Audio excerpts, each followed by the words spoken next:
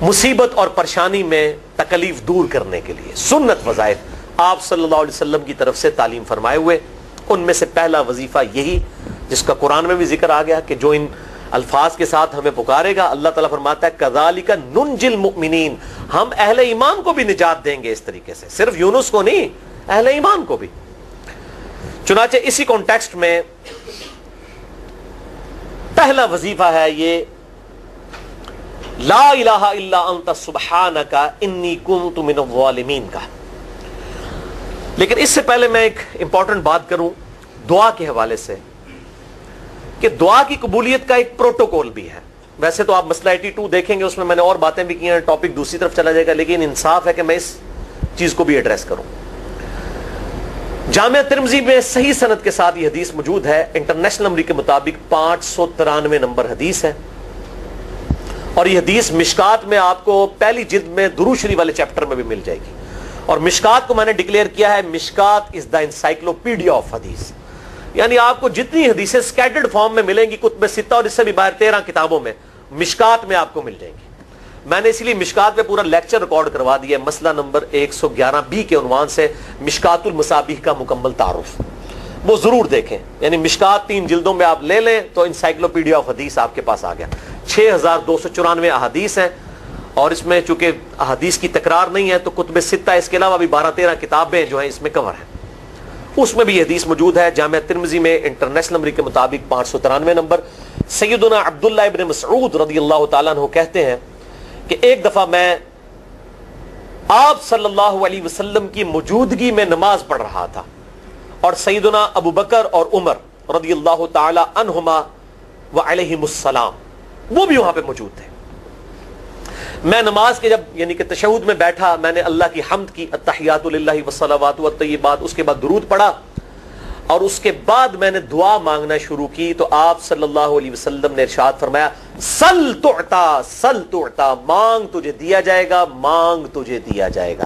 یعنی جو درود شریف اور ذکر کے ذریعے متوجہ ہوتا ہے اللہ تعالیٰ اس کی دعا قبول کرتا ہے. اور پھر ابن مسعود ادھر ہی روایت کرتے ہیں, ساتھ ہی جامعہ ترمذی میں دوسری حدیث ہے صحیح سند کے ساتھ کہ ایک شخص آیا, اس نے جو ہے وہ نماز کے دوران حمد و درود کے بغیر ڈائریکٹ اللہ سے مانگنا شروع کر دیا. تو جب وہ فارغ ہوا آپ صلی اللہ علیہ وسلم نے اسے بلا کر کہا کہ سائل تو نے مانگنے میں جلدی کی, تجھے چاہیے کہ جب دعا مانگنے لگے پہلے اللہ کی حمد بیان کر, پھر مجھ پر درود پڑھ, اور پھر اللہ کی طرف متوجہ ہو. اور اس حدیث میں آتا ہے کہ ایک اور شخص آیا, یعنی ابن مسعود وہ خود تھے, اور اس نے اللہ کی حمد اور درود کے ذریعے دعا مانگی تو آپ صلی اللہ علیہ وسلم فرمایا سل تعطا, مانگ تجھے دیا جائے گا, مانگ تجھے دیا جائے گا. درود شریف پہ میں الگ سے بھی لیکچر دے چکا ہوں, مسئلہ نمبر 56 کے عنوان سے 2 گھنٹے کی گفتگو ہے. درود شریف کے صحیح فضائل اور صحیح احکام و مسائل بڑی ڈیٹیل کے ساتھ ہر اینگل سے درود شریف کے حوالے سے آپ کو وہ سمجھ لیں کہ انسائکلوپیڈیا ہے وہ لیکچر, مسئلہ نمبر 56 اہل سنت پاک .com پہ. تو دعا کے لیے حمد اور درود شریف ضروری. اس لیے دیکھیں نماز کی انٹلیکچوئل ترتیب ہے, آپ پہلے دعا کرتے ہیں التحیات للہ والصلوات والطیبات, اللہ کی حمد کرتے ہیں, پھر نبی صلی اللہ علیہ وسلم پر سلام عرض کرتے ہیں السلام علیکم ایھا النبی, اس کے بعد آپ درود پڑھتے ہیں, اور اینڈ پہ آپ دعا مانگتے ہیں اللہم انی اعوذ بک من عذاب جہنم ومن عذاب القبر ومن فتنة المحیا والممات ومن شر فتنة المسیح الدجال, یا اللہم ربنا آتنا فی الدنیا حسنة وفی الآخرة حسنة وقنا عذاب النار, یا رب اجعلنی مقیم الصلاة ومن ذریتی ربنا وتقبل دعائی ربنا اغفر لی ولوالدی وللمؤمنین یوم یقوم الحساب. کوئی بھی دعائیں مانگیں, یہ بھی مانگیں جو میں وظائف بتا رہا ہوں, کیونکہ بخاری اور مسلم کی متفق علیہ حدیث ہے. مشکات میں آپ کو تشہد والے چیپٹر میں حدیث مل جائے گی کہ نماز میں تشہد میں درود کے بعد جو چاہو اپنے رب سے مانگو, یعنی عربی میں مانگنا ہوگا, دعائیں مانگے, دعائیں معصورہ کتاب و سنت میں جتنی ہیں وہ مانگے, اس کے علاوہ بھی مانگ سکتے ہیں اگر الفاظ درست ہوں لیکن عربی زبان میں. تو یہ پہلا وظیفہ جامعہ ترمذی میں انٹرنیشنل نمبر کے مطابق 3505, مشکات میں 2292 نمبر یہ حدیث ہے, اور قرآن حکیم میں تو ہم پڑھ چکے ہیں سورۃ الانبیاء آیت نمبر 87 اور 88 میں. آپ صلی اللہ علیہ وسلم نے ارشاد فرمایا کہ یونس علیہ السلام نے مچھلی کے پیٹ میں اپنے رب کو ان الفاظ کے ساتھ پکارا تھا لا الہ الا انت سبحانک انی کنت من الظالمین, اور پھر آپ صلی اللہ علیہ وسلم نے فرمایا کہ جو کوئی شخص اپنے کسی بھی معاملے میں کسی بھی پریشانی میں اس دعا کے ذریعے اللہ کی طرف متوجہ ہو، اللہ تعالیٰ اس کی دعا کو قبول فرما لیتا ہے. اور قرآن میں بھی آ گیا نا کذالک ننجی المؤمنین. اور کتنا بڑا فتویٰ آیا میرے بھائیوں سورہ الصافات 143 144. فلولا انہ کان من المسبحین، اگر یونس ہمیں ان الفاظ میں ہماری تسبیح نہ کرتا، للبث فی بطنہ الی یوم یبعثون، تو مچھلی کے پیٹ میں قیامت تک مچھلی کے پیٹ میں رہتا اگر اس طرح نہ ہمیں پکارتا. اس کی قبر مچھلی کا پیٹ بن جاتی. یعنی یہ اتنا عطاب، اور وہ دور ہو گیا اس دعا سے. بہت بڑے اسماء اعظم میں سے ہے. تو یہ بہترین دعا، بہترین وظیفہ، اسماء اعظم میں سے بہترین چیز، اور سب سے بڑھ کر جو میں نے بات کی کہ بہترین استغفار، اللہ سے توبہ مانگنے کا بہترین ذریعہ. اور کس طریقے سے؟ اے اللہ تو پاک ہے نا، تجھ سے تو غلطی نہیں ہوگی، میں بندہ ہوں، غلطی کروں گا، تو اللہ نے تو معاف کرنا ہے نا. کیونکہ جب بندے نے اپنی عاجزی کا اظہار کر لیا ہے اور اللہ تعالیٰ کو بتایا اللہ یہ تیری کوالٹی ہے، تو غلطی نہیں کرتا، تو میں تو انسان ہوں، غلطی کروں. تو یہ ہے پہلا وظیفہ.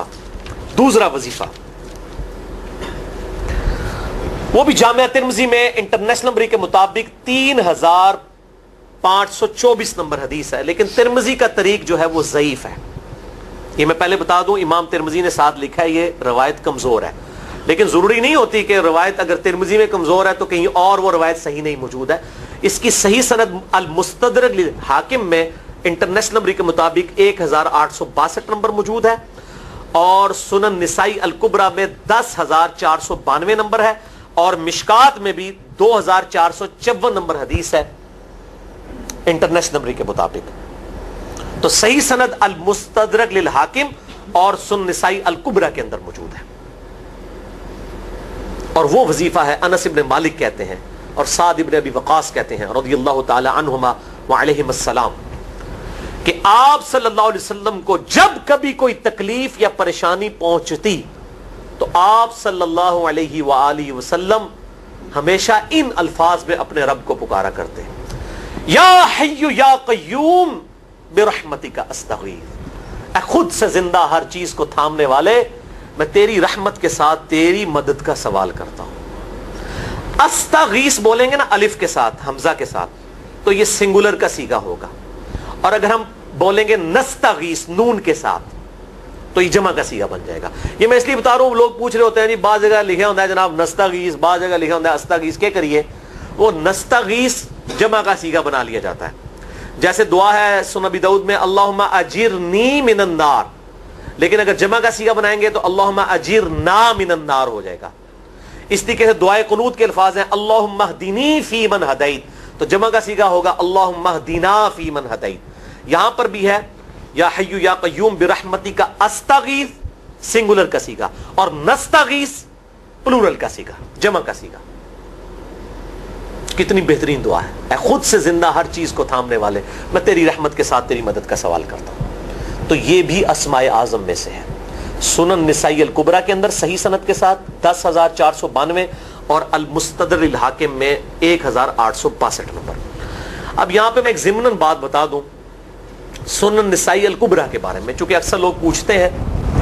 میرے بھائیوں ایک سنن نسائی وہ ہے جو کتب ستہ میں ہم پڑھتے ہیں، اس میں یہ کتاب لکھی ہے امام احمد بن شعیب نسائی رحمہ اللہ تعالی المتوفی 303 ہجری. کتب ستہ میں یہ ویسے 5ویں نمبر پہ گنی جاتی ہے، لیکن بخاری اور مسلم کے بعد دنیا میں سب سے صحیح ترین کتاب سنن نسائی ہے. سب سے کم ضعیف حدیثیں اس کے اندر ہیں. بخاری مسلم کے بعد تیسرا نمبر اس کتاب کا ہے. دنیا کی کوئی حدیث کی کتاب بخاری مسلم کے بعد صحیح نہیں ہے جتنی سنن نسائی ہے. سنن نسائی جو ہمارے پاس کتب ستہ میں ہے نا، اس میں ہے 5761 احادیث انٹرنیشنل نمبر کے مطابق. اور یہ ساری انٹرنیشنل کتابیں عربی میں، انگلش میں اور اردو میں ہماری ویب سائٹ اہل سنت پاک.com پہ فری اس کا PDF موجود ہے، آپ ڈاؤن لوڈ کر سکتے ہیں. 5761 احادیث ہیں اس سنن نسائی میں جو ہمارے پاس ہے. اسے ویسے ٹیکنیکل لینگویج میں کہا جاتا ہے سنن نسائی الصغریٰ، چھوٹی سنن نسائی، کیونکہ امام نسائی نے یہ کتاب نہیں لکھی تھی. امام نسائی نے کتاب لکھی تھی سنن نسائی الکبریٰ، بڑی سنن نسائی، اور اس میں حدیث ہیں انٹرنیشنل نمبر کے مطابق 11770. بخاری مسلم سے بھی زیادہ حدیث ہیں اس میں. لیکن یہ امام نسائی کے ایک شاگرد تھے امام ابن السنی, انہوں نے اس کو مختصر کر کے نا چھوٹی کتاب بنا دیا, اور اب پبلک میں یہی چھوٹی کتاب مشہور ہے. اس کی وجہ سے جب ہم سنن نسائی الکبریٰ کا آپ مشکات میں دیکھیں گے نا تو وہ فرق نہیں کرتے ہیں. جب وہ سنن نسائی کا حوالہ دیتے ہیں نا تو آپ کو نسائی میں وہ ملے گا بھی نہیں, وہ الکبریٰ میں ہوتا ہے, کیونکہ وہ اس تفریق کو مانتے نہیں, وہ تو سنن نسائی الکبریٰ کو سنن نسائی مانتے ہیں.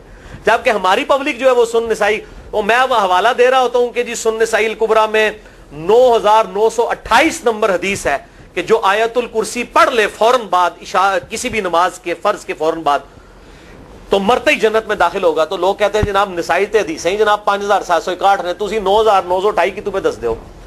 تو میں ساتھ حالانکہ بول رہا ہوتا ہوں سنن نسائی الکبریٰ, میں نے کبھی اس کے بغیر نہیں بولا. تو الکبریٰ سے آپ کا دماغ تو کام کرنا چاہیے, الکبریٰ کیوں بول رہا ہے ساتھ؟ کوئی یہ صغریٰ بھی ہے جس کی یہ الکبریٰ ہے بڑی, اور ہمارے گرین کارڈ میں یہ وظیفہ لکھا ہوا ہے الکبریٰ کے ساتھ. اسی طریقے سے جو میرا وہ واقعہ کربلا کے اوپر 150 اسناد پر مشتمل پمفلٹ ہے, ریسرچ پیپر نمبر 5B واقعہ کربلا کا حقیقی پس منظر 72 صحیح الاسناد احادیث کی روشنی میں. 72 کا تو ٹائٹل ہے شہدائے کربلا کی نسبت سے, احادیث اس میں 150 ہیں.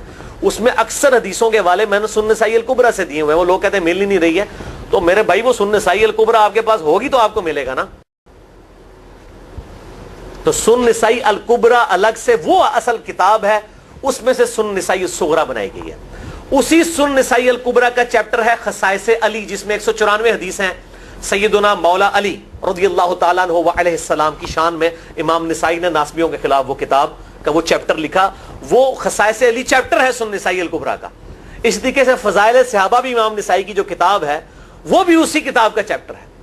اسی طریقے سے عمل الیوم واللیلہ, صبح و شام کے جو اذکار ہیں وہ چیپٹر بھی اسی سنن نسائی الکبریٰ میں سے ہے. اسی میں یہ وظیفہ ہے کہ جو آیت الکرسی فرض نماز کے فوراً بعد پڑھتا ہے تو مرتے ہی جنت میں داخل ہوگا. میں نے اس کتاب کے اس چیپٹر کا حوالہ نہیں دیا, وہ الگ سے بھی چیپٹر چھپا ہوا ہے, جس طرح خصائص علی الگ سے ہے, فضائل صحابہ الگ سے ہے. خصائص علی تو ہمیں ہماری ویب سائٹ پہ بھی موجود ہے اہل سنت پاک.com پہ. فضائل صحابہ بھی اردو ترجمے اور تحکیم کے ساتھ چھپ چکی ہے. اور یہ عمل الیوم واللیلہ, دن رات کے جو اذکار ہیں, یہ بھی الگ سے عربی میں چھپی ہوئی ہے. تو میں اس کا حوالہ نہیں دیتا, میں سنن نسائی الکبریٰ کا کہتا ہوں 9928 آیت الکرسی کا وظیفہ.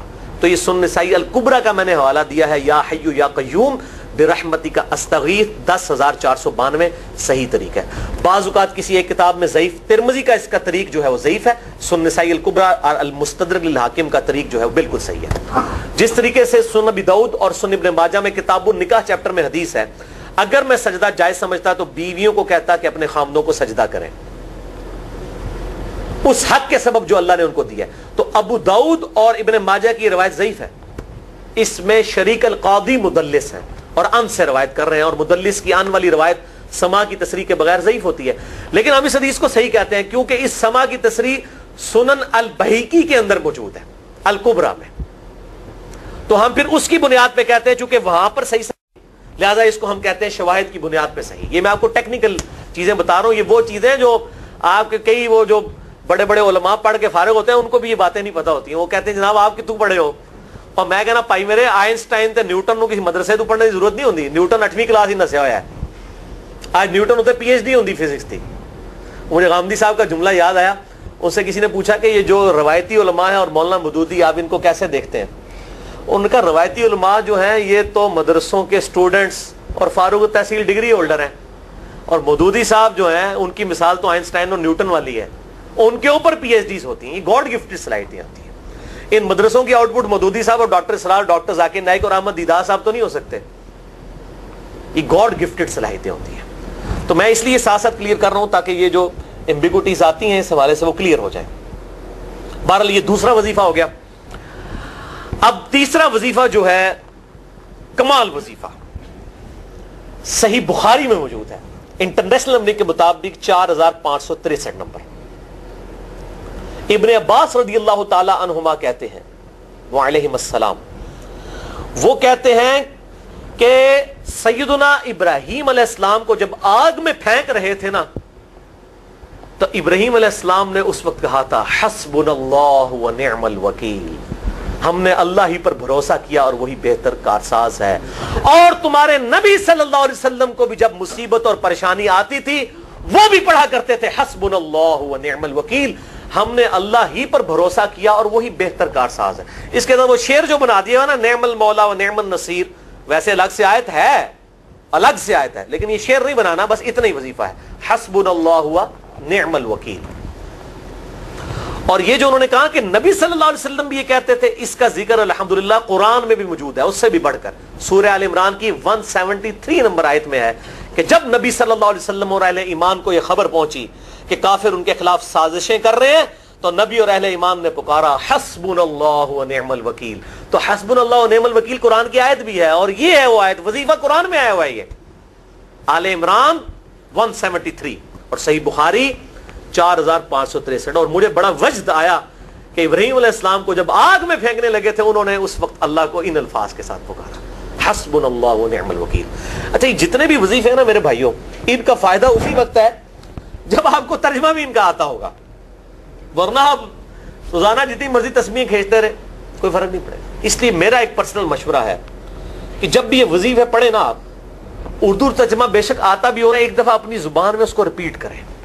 یعنی آپ پڑھیں حسبنا اللہ و نعم الوکیل, میں نے اللہ ہی پر بھروسہ کیا اور وہی بہتر کارساز ہے. آپ دیکھیں یہ صوت القرآن چینل میں جب وہ عربی چل رہی ہوتی ہے, جیسے ہی وہ مراج الدین خان کا ترجمہ شروع ہوتا ہے نا, کیسے کب کبھی تاری ہو جاتی ہے, کیونکہ ہماری زبان میں بات ہو رہی ہوتی ہے نا. ابھی ابھی تو نہیں قیام اللیل میں رو رہے ہوتے, ان کی زبان میں بات ہو رہی ہوتی ہے, اپنی زبان کا اثر ہوتا ہے. اسی طریقے سے آپ لا الہ الا انت سبحانک انی کنت من الظالمین, یا حسبنا اللہ و نعم الوکیل, یا حی یا قیوم برحمتک استغیث, جو بھی وظیفے پڑھیں نا, ایک دفعہ ان وظیفوں کو جب آپ الگ سے دعا مانگ رہے ہوں اس وقت اس کو آپ اپنی زبان میں بھی دہرائیں. اور اس کے لیے کوئی تسبیح نہیں کھینچنے کی ضرورت کہ آپ نے اتنے 100 دفعہ پڑھنا ہے. تسبیح تو ویسے ٹھیک ہے, وہ آپ استعمال کر سکتے ہیں, لیکن آپ چلتے پھرتے اٹھتے بیٹھتے ہر وقت جس حالت میں بھی, اور صحیح مسلم میں حدیث ہے کہ یہ جو وظائف ہیں ان کے لیے تو کوئی وضو بھی کیا, غسل بھی پروٹوکول نہیں ہے. اب عائشہ کہتی ہیں نبی صلی اللہ علیہ وسلم حالت جنابت میں بھی اللہ کو یاد کر لیا کرتے تھے. صحیح مسلم میں حدیث موجود ہے, جنابت والے چیپٹر میں, ہر حال میں اللہ کو یاد کرتے تھے. اور جو قرآن میں بھی دعائیں یا اذکار آئی ہیں نا, جب آپ حالت جنابت میں بھی اس کو کریں گے نا تو اس پہ قرآن کا حکم نہیں لگے گا. جامعہ ترمذی اور ابو داؤد میں جو حدیث ہے کہ حضرت علی کہتے ہیں نبی صلی اللہ علیہ وسلم کو حالت جنابت کے علاوہ کوئی اور حالت قرآن پڑھنے سے مانے نہیں ہوتی تھی, تو اس سے مراد قرآن کی تلاوت ہے. اگر قرآن کی دعائیں جیسے ہیں بسم اللہ الرحمن الرحیم, یہ بھی تو قرآن ہے, سبحان اللہ بھی تو قرآن ہے, الحمدللہ بھی تو, یہ اذکار جو ہے نا, جب آپ اذکار کی نیت سے پڑھ رہے ہوں گے پھر یہ قرآن نہیں شمار ہوں گے, ذکر شمار ہوں گے. اور اس کے لیے نہ وضو پروٹوکول ہے اور نہ غسل کا ہونا ضروری ہے, ہر حال میں اللہ کو یاد کریں. یونس علیہ السلام نے کتنے یاد کیتا ہے, پھر الظلمات, مچھلی کے پیٹ میں, جہاں نہ کوئی اگر بتی تھی اور تعفن پھیلا ہوا تھا اور اندھیرا ہی اندھیرا تھا, یہاں پہ وہ جناب کس طرح وہ روشن کرتے ہیں, پھر 1.25 دفعہ پڑھواتے ہیں. یعنی میں بتا رہا ہوں آدھا سچ بڑا خطرناک ہوتا ہے. یعنی آیت کریمہ کی اصلیت تو موجود ہے کتاب و سنت میں, لیکن آدھا جو سچ جھوٹ ساتھ ملا لیا نا, اس کی وجہ سے سارا بیڑا غرق کر دیا ہوا. اور بجائے یہ کہ لوگوں کو یہ وظیفہ بتایا جائے کہ اٹھتے بیٹھتے چلتے پھرتے اللہ کو ان الفاظ میں یاد کریں, اس کو انہوں نے کوئی اور ہی رنگ دے دیا ہوا ہے اور اس کو 1.25 دفعہ ختم اور پتہ نہیں کیا کچھ بنا دیا ہوا ہے. تو یہ 3 وظائف تھے بڑے اہم اس حوالے سے, اور میں نے اس کو ضروری سمجھا کہ میں یہ ضرور بتا دوں تاکہ لوگ اس پہ ایجوکیٹ ہوں, ان وظائف کو کریں. اور مسئلہ نمبر 82 میرا الگ سے میرے بھائیوں ریکارڈ ہے. مسئلہ نمبر 82 اسماء اعظم اور دعا کی قبولیت سے متعلق جتنی بھی چیزیں ہیں میں نے اس میں بڑی ڈیٹیل کے ساتھ الحمدللہ کئی اور وظائف بھی بتائے ہیں, لیکن اب وہ اتنے وظائف کوئی جمع کرنے کی ضرورت نہیں ہے. موٹے موٹے 3 وظیفے جو بتا دیے, انہی کو اگر کوئی لے لے اپنی دعاؤں میں, انہی وظائف کو کرے, تو اللہ تبارک و تعالی ہر معاملے میں جو ہے وہ انشاءاللہ تعالی کفایت فرمانے والا ہے.